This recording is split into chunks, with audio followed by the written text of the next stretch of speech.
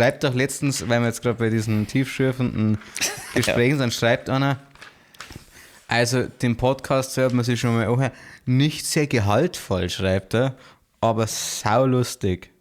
Und dann sage ich mir, okay, das lustig, das check ich ja. Ja. Aber was meint damit nicht gehaltvoll? Ich meine, wir sind zwei Typen, Ja. die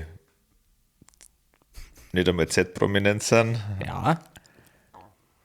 aber die eine Regelmäßigkeit eingebracht haben und jetzt einfach da hocken, sie beide Mikrofone und eine Kamera gekauft haben und die hocken mit einer Selbstverständlichkeit, als gab es keine Alternative. Nicht? Ja.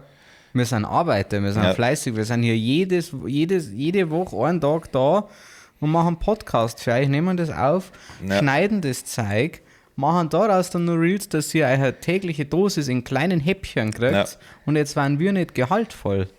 Dann schlagt doch einmal ein Thema vor. Ja, Mir über ist was egal, wir reden. Ja. über den... Nur weil wir die letzten 5 Folgen nicht das Thema der Woche gehabt haben. Ja.